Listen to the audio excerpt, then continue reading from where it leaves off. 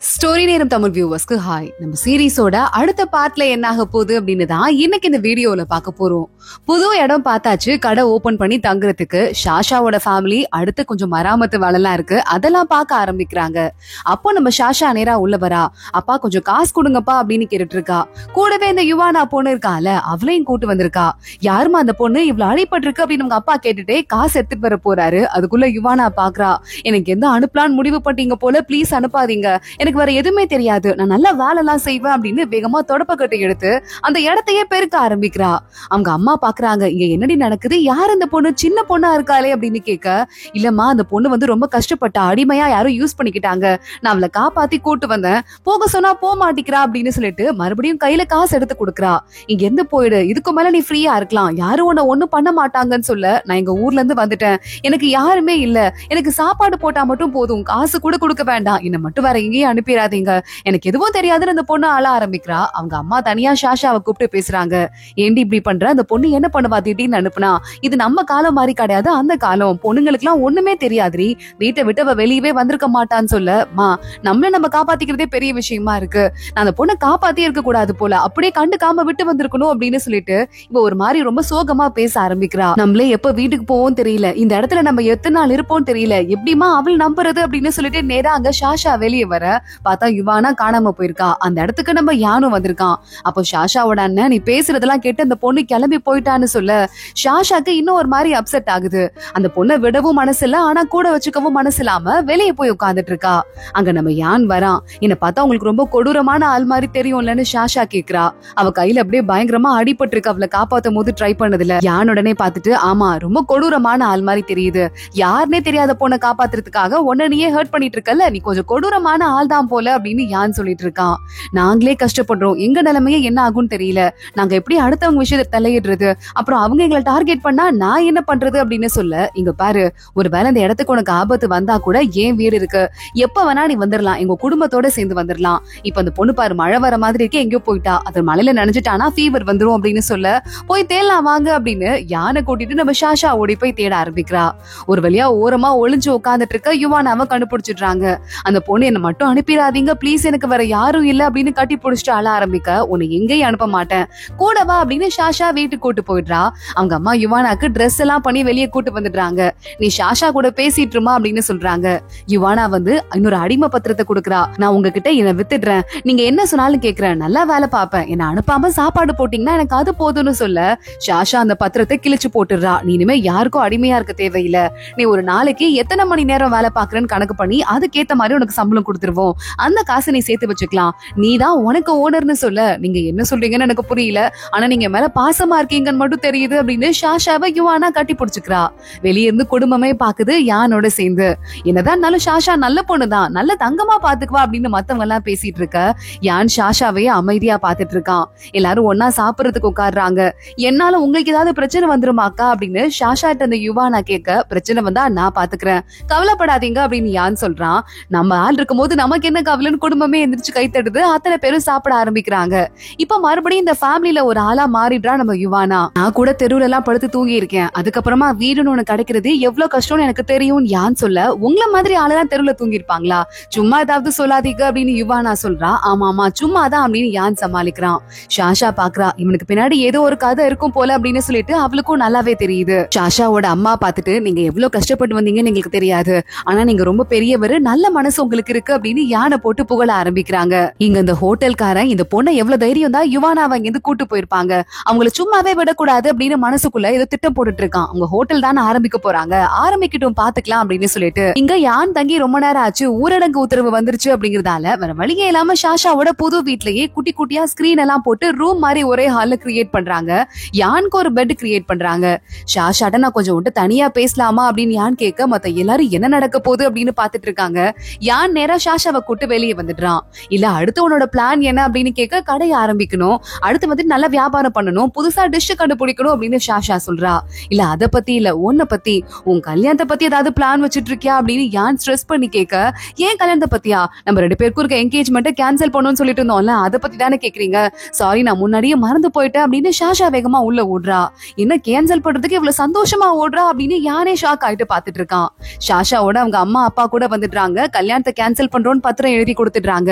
சாஷாவோட அம்மாவும் அப்பாவும் உங்களை நாங்க வந்து கல்யாணம் பண்ணிக்கிறேன்னு சொன்னதே பெரிய தப்புங்க, தகுதியே எங்களுக்கு கிடையாது, இன்னைக்கு கல்யாணம் கேன்சல் ஆயிடுச்சு, இனிமே எல்லாரும் நிம்மதியா இருக்கலாம் அப்படின்னு சொல்ல யான் உள்ள போய் படுத்துடுறான்.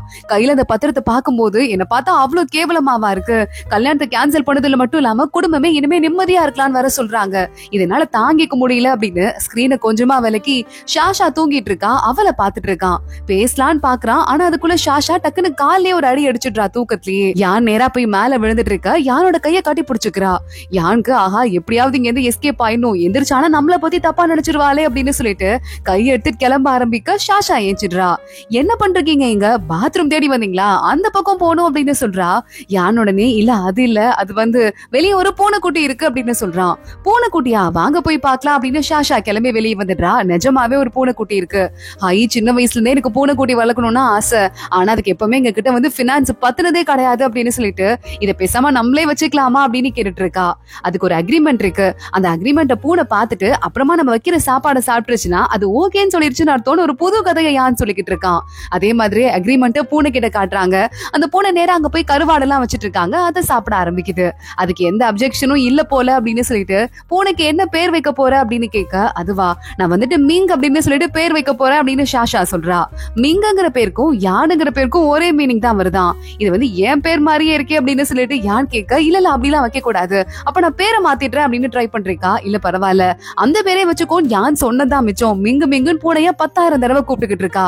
அது சரி ரைட் ஓகே, ஓம் பூனைன்னு எப்படி வேணாலும் கூப்பிடலாம் அப்படின்னு யான் சொல்ல, நம்ம 2 பேரும் சேர்ந்து தானே அடாப்ட் பண்ணிருக்கோம், அப்போ இது நம்ம பூனை அப்படின்னு சாஷா சொல்றா. யான் அவளை பார்த்து சிரிக்க ஆரம்பிக்கிறான்.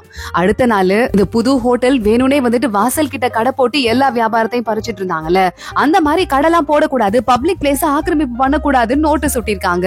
அந்த இடத்துக்கு நம்ம சாஷாவோட குடும்பம் வந்துட்டு அவங்க தப்பு பண்ணாங்க, நாங்க தெருவுல தெருக்கடை போட்டிருந்தோம், ஆனா அவங்க ஹோட்டல் வச்சுட்டு வெளியே வந்து கடை போட்டு ஆக்கிரமிப்பு பண்ணாங்க, இப்ப நல்லா மாட்டினாங்கன்னு சொல்ல அந்த ஹோட்டல் ஓனர் அங்க வந்துடுறான்.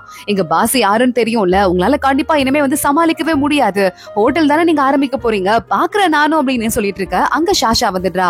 அப்ப என்ன சொல்றீங்க, அப்ப எங்க ஹோட்டலை நடத்த விட மாட்டோம்னு சொல்றீங்களா, அப்ப எங்க ஹோட்டலுக்கு எது நடந்தாலும் இவர் தான் பொறுப்பு, நீங்க எல்லாரும் பாத்துக்கிட்டீங்கன்னு கேட்க, அதனால லைட்டா பயந்து போயிடுறான். நீங்க எப்படிதான் தாங்குறீங்க நானும் பாக்குறேன் அப்படின்னு அங்க இருந்து கிளம்பிடுறான். சாஷா ஹோட்டலை எப்படி ரன் பண்றது அப்படின்னு சொல்லிட்டு ஒரு பிளான் ரெடி பண்ணிட்டு இருக்கா. இங்க நம்ம யான் கிட்ட சாஷாவோட அண்ணாவும் அப்பாவும் வந்திருக்காங்க. உங்க கையால ஷென் அப்படின்னு எழுதி கொடுங்க, எங்க ஹோட்டலுக்கு நாங்க அப்படிதான் பேர் வைக்கிறோம் அப்படின்னு சொல்ல, அப்படியா என்கிட்ட எழுதி வாங்குறீங்கன்னு யான் கேக்குறான். உங்க கையெழுத்து மாதிரி வருமா அப்படின்னு அவங்க அப்பா சொல்ல, நீங்க மட்டும் தான் ஃப்ரீயா எழுதி கொடுப்பீங்க அப்படின்னு நம்ம சாஷாவோட அண்ணன் சொல்லிக்கிட்டு இருக்கான். வாய் மூட்ரா தற்கொலை பயிலே அப்படின்னு அவங்க அப்பா திட்டிக்கிட்டு இருக்காரு. யான் உட்காந்து எழுதி கொடுத்துடுறான். அதே பேரோட வச்சு இந்த ஹோட்டல் ஆரம்பமாகுது. ஹோட்டல் பயங்கர கிராண்டா ஆரம்பமாகுது. உள்ள நிறைய கூட்டம் போகுது. அத்தனை பேரும் சாப்பிட ஆரம்பிக்கிறாங்க. அம்மாவும் அப்பாவும் சேர்ந்து இஷ்டத்துக்கு புது புது ரெசிபியா அப்படியே கண்டுபிடிச்சு எல்லா ரெசிபியும் உள்ள இறக்கி விட்டுட்டு இருக்க. அத நம்ம இந்த யுவானா இருக்கால அந்த பொண்ணு சர்வ் பண்றா. அப்புறம் நம்ம குட்டி பாப்பா கணக்கு எழுதி பில் எல்லாம் வாங்கிட்டு இருக்கா. இங்க பாருங்க சீக்கிரமா சமைக்கிற வேலையை பாருங்க, புது டிஷ்ஷா கண்டுபிடிங்க அப்படின்னு நம்ம சாஷாவோட அம்மா வர திட்டிட்டு இருக்காங்க. கரெக்டா அப்பன்னு பார்த்து ஹோட்டல்ல 2 சைடு உட்கார்ந்துட்டு இருக்காங்க. அந்த 2 சைடுக்கும் சண்டை வந்துருது. அந்த பக்கமா நம்ம சாஷா போறா. நமக்குள்ள சண்டை போட்டுக்கிட்டா எப்படிங்க, நம்ம எல்லாம் வந்துட்டு ஒண்ணுக்குள்ள ஒண்ணா அந்த ஊர்ல தான் வாழ போறோம். அதுவும் இல்லாம நீங்க 2 பேருமே பாக்குறதுக்கு அவ்வளவு ஹேண்ட்ஸமா இருக்கீங்க. இந்த ஊர்லயே ஆம்பளைங்கன்னு சொல்லிக்கிறதுல ஹேண்ட்ஸமா இருக்கிறதுல உங்களை மிஞ்ச ஆள் யார் இருக்கா, நீங்க போய் அடிச்சுக்கிட்டீங்கன்னா அதெல்லாம் சரிப்பட்டு வராது, அண்ணன் தம்பியா பழகிக்கலாம் அப்படின்னு அந்த 2 பேரையும் சேர்த்து வச்சிடுறா. இங்க இன்னொரு பக்கம் நம்ம சாஷாவோட அண்ணன் இருக்கான்ல, ஹோட்டல் வாசல்லையே ஒரு மினி கவுன்சிலிங் ரூம் செட்டப் பண்ணி அங்க வர லேடிஸ்க்கெல்லாம் கவுன்சிலிங் கொடுத்துட்டு இருக்கான். நான் ஏற்கனவே 3 கல்யாணம் பண்ணிட்டேன், அந்த 3 ஹஸ்பண்டும் இறந்துட்டாங்க, 4ஆவது ஒருத்தனை கல்யாணம் பண்ணிக்கிறதுக்கு மனசுக்கு பயமா இருக்குன்னு சொல்ல, இங்க பாருமா வாழ்க்கை சின்னது, இதெல்லாம் பத்தி யோசிச்சுட்டு இருக்காத, கண்டதையும் பத்தி கல்யாணம் பண்ணி ஜாலியாரு அப்படின்னு ஐடியா கொடுத்துட்டு இருக்கான் இங்க நம்ம சாஷாவோட அண்ணனும். இவர் அழகா இருக்காரு, ஹேண்ட்ஸமா வந்துட்டு அட்வைஸும் பண்றாரு, இதுக்கெல்லாம் கொடுத்து வச்சிருக்கணும் அப்படின்னு அவங்களும் அங்க இருந்து கிளம்பி ஜாலியா அட்வைஸ் எல்லாம் வாங்கிட்டு போயிட்டு இருக்காங்க. அன்னைக்கு ஒரு நாள் நம்ம சாஷாவும் அப்புறம் யுவானா 2 பேரும் வெளியே போயிட்டு யுவானாக்கு ஹேர் பின்லாம் சாஷா வாங்கி கொடுத்திருக்கா. இதெல்லாம் காஸ்ட்லி, எதுக்குக்கா எனக்கு வாங்கி தரீங்க அப்படின்னு யுவானா கேட்க, உனக்கு பிடிச்சிருக்குல அப்பவா நீ கஷ்டப்பட்டு வேலை செய்யற, அதுக்கு நீ வாங்கிக்கிற, மத்தபடி நீ இதை பத்தி எல்லாம் யோசிக்கவே கூடாதுன்னு கூட்டு போக, இந்த பக்கம் அந்த ஹோட்டல் இருக்கு, அவங்க என்ன பார்த்தாங்கன்னா ஏதாவது சொல்லுவாங்க அப்படின்னு யுவானா பயப்படுறா. அவங்களுக்கு எல்லாம் பயப்படணும்னு உனக்கு எந்த அவசியமும் கிடையாது, வா நம்ம போலாம் அப்படின்னு சாஷா கூட்டு வரும்போதே அந்த ஹோட்டல் வாசல்ல போர்டு போட்டிருக்காங்க. நம்ம சாஷாவோட கடையில என்னெல்லாம் சாப்பாடு இருக்கோ அதெல்லாம் சாப்பிட்டுட்டு போய் அதுல என்ன இருக்கோ அப்படியே கண்டுபிடிச்சு அதுல இருக்கிற எல்லா ரெசிபியையும் ரீக்ரியேட் பண்ணி வச்சிட்டு இருக்காங்க. எல்லாமே பாதி விலைக்கு வர கொடுக்குறாங்க. பெரிய ஹோட்டலா இருக்கதால அவங்களால கட்டுப்படி ஆகுது. உடனே மக்கள் அந்த ஹோட்டலுக்குள்ள கூட்டு கூட்டமா போயிட்டு இருக்க சாஷாவும் யுவனாவும் பாக்குறாங்க. நேரா கிளம்பி கடைக்கு வந்துடுறாங்க. பார்த்தா அந்த ஹோட்டலே இவங்க ஹோட்டல் காத்து வாங்கிட்டு இருக்கு. இப்பதான் ஏன் காத்து வாங்கிட்டு இருக்குன்னு தெரியுது. ஏன்னா ஏன்னா அந்த ஹோட்டல் பாதி விலைக்கு சாப்பாடு கொடுக்கறான்னு சொல்ல நம்ம இதை எப்படி சமாளிக்க போறோம்? கண்டிப்பா நம்ம பழிக்கு பழி வாங்கணும் அப்படின்னு சொல்லிட்டு எல்லாரும் பேசிக்கிட்டு இருக்காங்க. ஷாஷா அப்பதான் சொல்யூஷனோட வந்திருக்கேன், எல்லாரும் வெளியே வாங்க அப்படின்னு கூப்பிடுறா. குடும்பமே வெளியே போகுது. பார்த்தா ஒரு இரும்பு சட்டி வாங்கிட்டு வந்துட்டு இருக்கா. பெரிய இரும்பு சட்டி. ஏண்டி இதுக்கா உனக்கு காலடி வெளியே போன, இவ்வளவு நேரம் ஆச்சு அப்படின்னு கேட்க, இங்க பாருங்க கறி அப்படின்னு போர்க் இருக்கு, அதையும் காட்டுறா. போர்க் நம்ம ஊர்ல யாருமே இந்த காலத்துல சாப்பிட மாட்டாங்கம்மா, மாடர்ன் உலகத்துல தான் சாப்பிடுவாங்க, இது எதுக்கு வாங்கிட்டு வந்திருக்கேன்னு கேட்க, இங்க பாருங்க சாதாரண சட்டியில சமைச்சா போர்க்கோட ஸ்மெல் அப்படியே இருக்குங்கிறதால நிறைய பேர் சாப்பிட மாட்டாங்க, சாப்பிடாமலே பழகிட்டாங்க. ஆனா நம்ம இரும்பு சட்டியில சமைக்கும் போது அந்த ஸ்மெல் சுத்தமா இருக்காது. சோ நம்ம சூப்பரா கலக்கி மாஸ் பண்ணலாம். அதுவும் இல்லாம போர்க்கு பாதி விலைக்கும் கம்மியா கிடைக்குங்கிறதால நம்மளால ஈஸியா சமைக்க முடியும் அப்படின்னு சொல்லிட்டு இருக்கா. ஆனா யாரு சாப்பிடுவா அப்படின்னு எல்லாருக்கும் ஒரு குழப்பம் வருது. அன்னைக்கு மதியானமே ஹோட்டல் வாசல்ல ஒரு குட்டி கடை போட்டு, போர்க்கு நாங்க சமைச்சிருக்கோம், ரொம்ப விலை கம்மி, யார் வேணாலும் கம்மி விலைக்கு கறி சாப்பிடலாம்னு சொல்ல, போர்க்லாம் மனுஷனே சாப்பிட மாட்டான், கேவலமா இருக்கும், நாங்கெல்லாம் சாப்பிட மாட்டோம்னு யாருமே உள்ளே வர மாட்டேங்கிறாங்க. அத்தனை பேரும் கிளம்பிடுறாங்க. சாப்பிட ஆரம்பிச்சா எல்லாரும் நல்லா சாப்பிடுவாங்க. ஆனா அவங்க எப்படி சாப்பிட வைக்கிறது அப்படின்னு இந்த ஒட்டுமொத்த குடும்பமே சாப்பிட்டு பாக்குறாங்க. ஆஹா இவ்ளோ டேஸ்டா இருக்கு, இத போய் சாப்பிட்டு பார்க்க வராம இருக்காங்களே, இவங்களை எப்படி சாப்பிட வைக்கிறதுன்னு அத்தனை பேருக்கும் குழப்பம் இருக்கு. ஷாஷாவோட அண்ணன் என்கிட்ட ஒரு ஐடியா இருக்குன்னு அந்த ஃபுல் பாக்ஸை எடுத்துட்டு இந்த பொண்ணுங்க எல்லாம் கவுன்சிலிங் கேட்டு வருவாங்கல்ல, அவங்களை கூப்பிட்டு உட்கார வைக்கிறான். எல்லாரும் இந்த மீட்டை சாப்பிடுங்க அப்படின்னு சொல்ல அவங்க எல்லாம் ஓபன் பண்ணி பாக்குறாங்க. போருக்கு போய் யாராவது சாப்பிடுவாங்களா, எங்களுக்கு வேணாம் அப்படின்னு சொல்றாங்க. இதெல்லாம் ஊர்ல இத்தனை வருஷமா ஃபாலோ பண்ணிட்டு வர பழக்கம், நாங்க அதுல புதுமையை புகுத்தி இருக்கோம், ஸ்மெல் எதுவுமே பேடா இருக்காது, நீங்க மட்டும் ஓபன் பண்ணி ஸ்மெல் பண்ணி பாருங்க, அப்புறம் உங்களுக்கு தெரியும்னு சொல்ல அந்த பொண்ணுங்களும் ஸ்மெல் பண்ணி பாக்குறாங்க. ஆமா நல்லதா இருக்கு, ரொம்ப வாசமா இருக்கு, இத பாக்கும்போது நம்ம இத்தனை நாள் தப்பா புரிஞ்சுக்கிட்டோமோன்னு தோணுது அப்படின்னு சொல்லிட்டு அந்த பொண்ணுங்க சொல்ல, சாப்பிட்டு பாருங்க அப்படின்னு சொன்னதும் ஒரு பொண்ணு சாப்பிட்டு பாக்குறா. பிரமாதமா இருக்கு அப்படின்னு சொல்லிட்டு அவளும் சொல்லிடுறா. இப்படியே பார்த்து கிட்டத்தட்ட வந்து எல்லாரும் சாப்பிட ஆரம்பிக்கிறாங்க. இது பேர் வெளியே போய் பரவ ஆரம்பிக்குது. ஹோட்டல்ல நிறைய பேர் வந்து சாப்பிட ஆரம்பிக்கிறாங்க. அது காசும் கம்மிங்கிறதால இந்த டிஷ் எக்கச்சக்கமா ஃபேமஸ் ஆயிருது. ஹோட்டல் ரொம்ப வலிஞ்சிட்டு இருக்கு. எல்லாம் நான் கண்டுபிடிச்ச இந்த ரெசிபினாலதான் ஹோட்டல் எப்படி வலிஞ்சிட்டு இருக்கு பாத்தியா, இதுக்கு மேல உங்க அம்மா பேச்சை கேட்கணுங்கிற அவசியமே எனக்கு இல்லன்னு ஷாஷாவோட அப்பா பேசிட்டு இருக்காரு. அவங்க அம்மா வராங்க.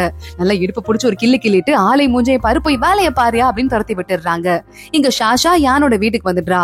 யான் போய் நைட்டு சாப்பிட மாட்டாரு, ஆனா அந்த டிஷ் எனக்கு அவருக்கு சாப்பிட கொடுக்கணும் அப்படின்னு ஷாஷா பேசிட்டு இருக்கா. ஷாஷாவை உள்ள விடுங்க அப்படின்னு யான் சொல்லிடுறான். ஷாஷா உள்ள போறா. போர்க்லயே வந்துட்டு நிறைய எலும்புலாம் இருக்க மாதிரி ஒரு பாட்டு ரொம்ப நல்லா இருக்குமா, அத சமையல் பண்ணி கொண்டு வந்துட்டு ஷாஷா வச்சுட்டு, இத சாப்பிடும் போது யானால டீசெண்டா சாப்பிடவே முடியாது, எப்படி கையெல்லாம் மசாலா ஆப்பிட்டு சாப்பிட போறான் பாரு, எப்ப பாரு டீசெண்டாவா இருக்கா அப்படின்னு ஷாஷா அவன் அப்படியே அதறி பதறிட்டு சாப்பிடுற மாதிரி யோசிச்சு பாத்துட்டு இருக்கா. யோசிச்சு பாத்துட்டு யானை திரும்பி பார்த்தா இருக்கிற எல்லா போனையும் தனியா அழகா பிரிச்சு வச்சுட்டு மீட்டை மட்டும் தனியா வச்சுட்டு யானை உட்காந்துட்டு இருக்கான். என்ன டிசப்பாயிண்ட் ஆன மாதிரி இருக்க, நான் பன்னி குட்டி மாதிரி சாப்பிடலன்னு உனக்கு கவலையா இருக்கா அப்படின்னு யான் கேட்க, இல்ல அப்படிலாம் இல்ல அப்படின்னு ஷாஷா சொல்றா.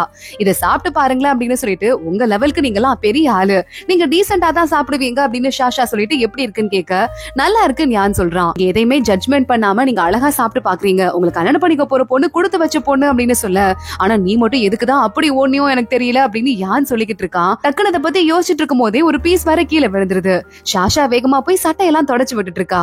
யான் அவளே குறுக்குறுன்னு பாக்குறான். சாரி கொஞ்சம் நான் ஓவரா பண்ணிட்டேனா, என்ன மன்னிச்சிருங்க அப்படின்னு சொல்ல, பரவாயில்ல ஏழை மக்களுக்கு கூட இப்ப கறி கிடைக்கும், அந்த மாதிரி நீங்க வழியை ஏற்பாடு பண்ணிருக்க, இப்ப காம்படிஷன் வேற வரப்போகுது, அதுல நீ ஜெயிக்கணும்னு ஆசைப்படுற அப்படின்னு நம்ம யான் சொல்லிட்டு இருக்க. ஷாஷா தேங்க்யூ அப்படின்னு சொல்லிட்டு அவனையே பாத்துட்டு இருக்கா. அதோட தான் இந்த எபிசோட் முடியுது.